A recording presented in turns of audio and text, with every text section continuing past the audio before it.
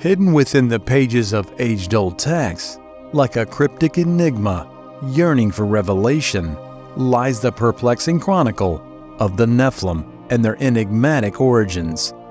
These verses, nestled between the narrative of Noah's flood and the genealogies of old, beckon us to plumb their depths for meaning and insight.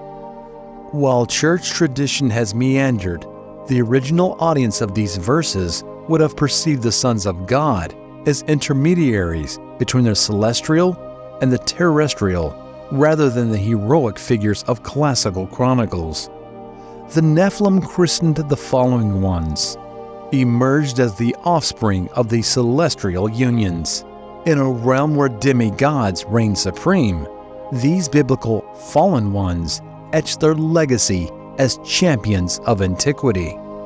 In this expedition, we navigate through Nephilim legends, deciphering intricate origins and ties to fallen angels. The Book of Enoch, a treasure trove of secrets, awaits our exploration. We transverse through unions of the heavens, biblical tales, and echoes of these beings in diverse cultures. Keep watching till the end of this video to unravel into the realm of giants and celestial unions. Trust me, you don't want to miss this. Giants in the Bible before and after the flood. In response to the perversion of earth, God initiated a flood to cleanse the planet. However, the offspring born from the celestial and earthly union survived this catastrophic event. Just as the fallen angels bear interchangeable titles, the Nephilim are referred to as giants based on their place of origin, and they are even known by the names of renowned men. The term men of renown is often used in biblical context to describe individuals who were the result of the union between celestial beings and humans. This concept of demigods was prevalent in the ancient world, where the exceptional strength and abilities of such individuals earned them the status of great heroes and legends. However, these figures did not belong to God and His people. Instead, they were revered and remembered through pagan beliefs. The term men of renown might have been used to avoid the terms giants, possibly due to the diverse range of shapes and sizes attributed to the Nephilim. While some are recorded as being gigantic, reaching heights of 450 feet, others were described as being around 7 or 14 feet tall. The variations in size might have led to the use of the term men of renown, allowing for more human comparison. Various regions and peoples associated with the Nephilim are mentioned in the Bible. These include the Enochites, the Amorites, the Rephaim, and the Philistines. The Philistines, known for the city of Gath, produced a well-known giant named Goliath, who stood at 9 feet and 9 inches tall, according to the Masoretic text. Goliath's defeat at the hands of David is a famous tale, often seen as triumph over the underdog. Some theories suggest that Goliath's stature may have been the result of pituitary gland dysfunction. The Quran too alludes to giants, referring to the people of Ad as Jabaran, or giants, akin to the biblical Nephilim. According to Islamic legend, some of the Ad survived the flood due to their immense stature, ultimately meeting their demise due to the rejection of divine warnings. The theory explaining the presence of giants is further supported by Goliath's third unnamed son, who had 6 fingers on each hand and foot. The notion aims to rationalize the existence of giants by attributing to its mutated genes. However, it's important to note that giants existed is not necessarily a result of genetic mutations, as suggested by this theory. Instead, it's linked to the intermingling of celestial and earthly origins, rather than being a byproduct of evolutionary process. Curiosity piqued? Check out the enigma that is the Giants of Lovelock Cave. Watch our video and journey into the heart of the enigmatic narrative that continues to intrigue and inspire. The Nephilim, fallen angels, and mysterious origins. Within the vast tapestry of ancient texts, the enigmatic figure of the Nephilim stands as a nexus between the divine and the earthly, a puzzle that has intrigued scholars and seekers alike. To comprehend their essence, one must delve into the rich mosaic of references, notably the intricate connections between the Nephilim, the fallen angels, and the profound impact on the biblical narrative. The Book of the Watchers, a part of the apocryphal work 1 Enoch, offers a detailed glimpse into the fallen angels, unveiling the role to the Nephilim story. This tale takes root in Genesis chapter 6, 1-4, where the sons of God are drawn to the beauty of mortal women, leading to unions that gave birth to the Nephilim, mighty beings of renown. This narrative serves as a mirror reflecting the depths of human depravity. The mingling of spiritual entities with humanity catalyzes a descent into wickedness. While the precise mechanics of this interaction remain shrouded, the subsequent verses echo the resonance of humanity's fallen nature. 1 Enoch expands this narrative, illuminating the identity of the sons of God as the sons of heaven. These angelic beings, led by Shemahaza, tread a treacherous path by descending to Mount Hermon, marrying mortal women and sharing knowledge of forbidden to humans. Their teachings encompass secrets of magic, medicine, and the forging of metals. Yet these forbidden unions birth giants, towering 300 cubits, devouring food, and even humans themselves. The figure Azazel emerges as a ringleader in this narrative, disrupting traditional notions of the modern-day Satan. While projecting contemporary angelology into this text is problematic, the contrast between Azazel and the biblical Satan highlights the complexity of angelic roles within the ancient literature.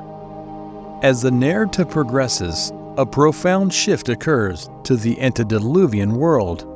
Once lush with mysteries, witnesses the advent of sin due to these fallen angelic beings. The Great Flood's origins are recast.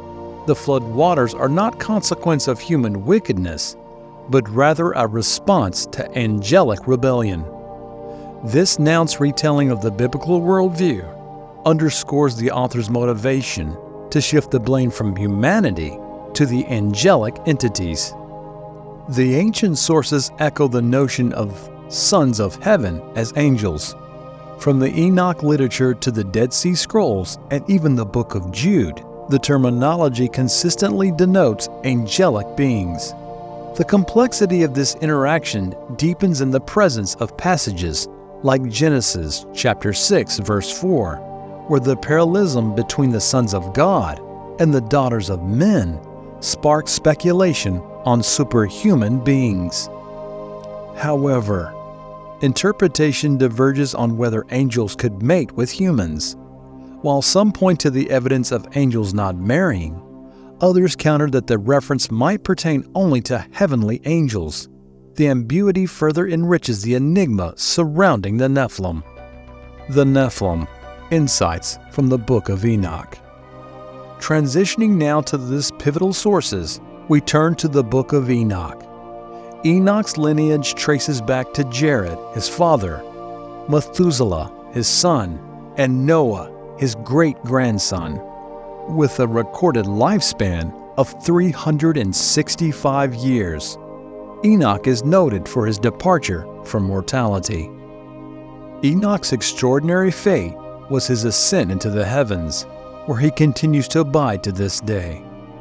Among the various writings related to Enoch, the following texts are of particular importance: the Similitudes of Enoch, the Book of Parables of Enoch, and the Book of the Giants, alongside the Book of Dream Visions and the Book of Watchers. Within the Holy Bible, Enoch's name is mentioned, and his accounts of creation closely echo the shared narratives and terminology found in the book of Genesis. Genesis chapter 6, verses 1 through 4 recounts that the Nephilim emerged from the union between the sons of God and the daughters of Adam. The term sons of God pertains to angels, also known as the fallen ones, while daughters of Adam refer to human women. The enigmatic narrative of the Nephilim gains further dimension within the intricate pages of the Book of Enoch. This ancient text, preserved in Greek, Aramaic, and Ge'ez manuscripts, intricately links the origins of the Nephilim with the fallen angels, particularly the egregore, often referred to as the Watchers. At the heart of the tale stands Samiaza, a high-ranking angel who spearheads a rebellious faction of angels descending to earth in pursuit of forbidden desires.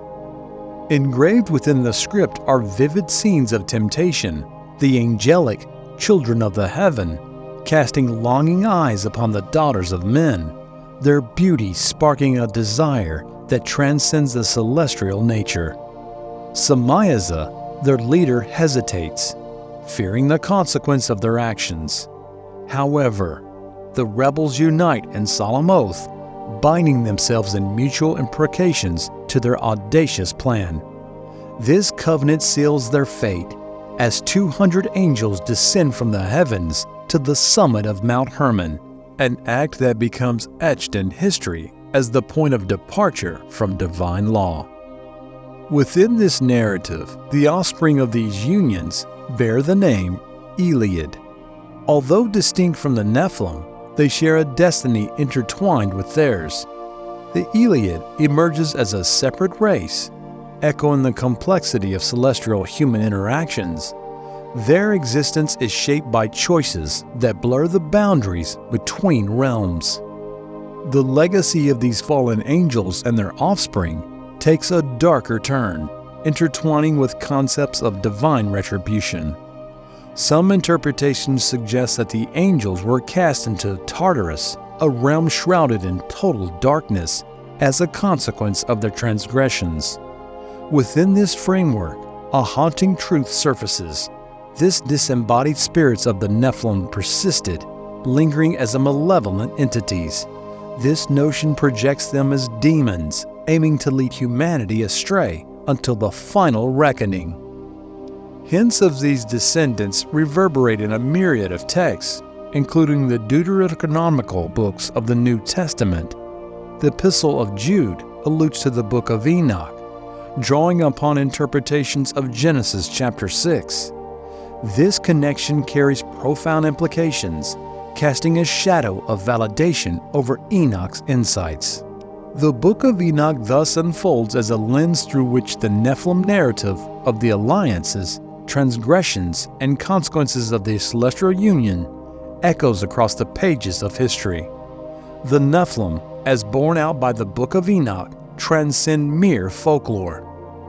The question lingers: did these colossal beings endure the cataclysmic flood?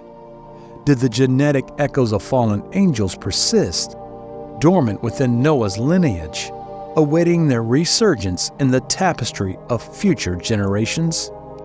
The story of the Nephilim remains a cryptic riddle, casting shadows of conjecture across ancient text.